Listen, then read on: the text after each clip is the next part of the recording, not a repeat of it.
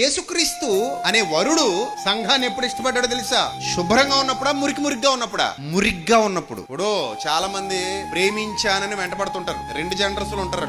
ఆడాళ్ళ వెనకబడే మగాళ్ళు ఉంటారు, మగాళ్ళ వెనకబడే ఆడాళ్ళు ఉంటారు. ఏమని వెంటబడుతుంటారు? ప్రేమించానని. ఎవరిని ప్రేమించానని? శుభ్రం ఒంటి నిండా మసి ఉండి, గలీజ్గా బట్టల నిండా బురద ఉండి, దగ్గరికి వెళ్తే సరుకుళ్ళు కంపు కొట్టేస్తుంటే ఎప్పుడైనా గులాబ్ పువ్వు తెచ్చి ఐ లవ్ యూ బేబీ అంటాడా? అబ్బే, ఇంత దరిద్రంగా ఉంటే మేమెందుకు చెప్తామండి ఐ లవ్ యూ? సేమ్ ఇదే ప్యాటర్న్ లో పిల్లాడు ఒంటిని మొత్తం జుట్టంతా దండలు తిరిగిపోయి రోడ్ల మీద కనబడుతుంటారు చూడండి. స్నానాలు ఉండవు, ఓ నెల 2 నెలలు అయ్యి ఉంటది పాపం. అలాగా రోడ్డు మీద అలా నడుచుకుంటూ చొంగలు గార్చుకుంటూ అలా తిరుగుతుంటాడు కదా. అలాంటి ఓడి దగ్గరికి వెళ్ళి ఐ లవ్ యూ బంగారం అని ఎవరైనా అంటారా?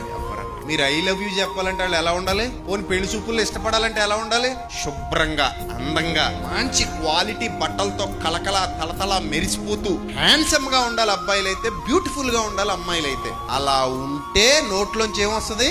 ఐ లవ్ యూ అని వస్తుంది. ఏవి లేకపోతే రాదు. అంతేనా? ఇలాంటి వాళ్ళని సమాజం ఇష్టపడద్దు తప్ప బాగోకపోతే ఎవ్వరు ఇష్టపడరు. కానీ యేసు ప్రభు అలా కాదు. మొదట ఆయన మనలను ప్రేమించాను. ఏ స్థితిలో ప్రేమించాను? అపరాధముల చేత, పాపముల చేత, చచ్చిన స్థితిలో, కంపు కొడుతున్న స్థితిలో సర్వోన్నతుడైన ప్రభువు మనల్ని ఏం చేశాడు? ప్రేమించాడు.